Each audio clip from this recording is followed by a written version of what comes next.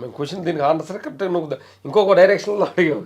Nice. అంటే excellent. అంటే మేము ప్రతి హీరో దగ్గర కూడా ఒక్కొక్క పాయింట్ నేర్చుకుంటాం. ఎగ్జాక్ట్లీ. నేర్చుకుంటాం. చిరంజీవి అన్నయ్య కంపోజ్ చేస్తుంటాం, అంత వేరే మాట్లాడుతుంటాడు, ఫ్రెండ్స్ తోటి చైర్లో కూర్చొని మాట్లాడుతుంటాడు, లుక్ మొత్తం చేసే పని మీద చదువుతుంటాడు, కంపోజ్ మీదే. మనం ఆయన చూడలేదు కావాలి అన్నయ్య ఎట్ట వచ్చింది ఎట్లా పర్లేదు కానీ అంటాడు, చక్కని చేస్తాడు అది. అంటే ఆయన ఎక్కడుండా పని మీద దృష్టితో ఉంటాడు.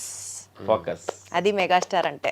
స్టార్ అంటే ఎందుకనంటే అసలు ఏమీ ఒక బ్యాక్గ్రౌండ్ లేకుండా ఆ టైంలో అలాంటి ఒక డిఫరెంట్ కైండ్ ఆఫ్ తోటి వచ్చారంటే ఆయన దగ్గర ఏ క్వాలిటీస్, షో మనీ క్వాలిటీస్ లేకపోతే ఎలా వస్తారు? Correct correct correct correct. Balayya గారి దగ్గర, బాలయ్య గారి దగ్గర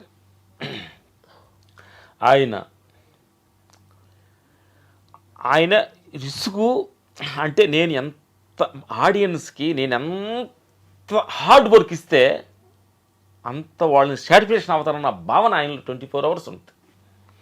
ఆయన వర్క్ ఆయన ఎంత నేను ప్రతిదానికి నేను రిస్క్ చేస్తానని అలాంటి అటెన్షన్స్ అన్ని కాపాడాలి, మేము ఇంకా ఆపాలి.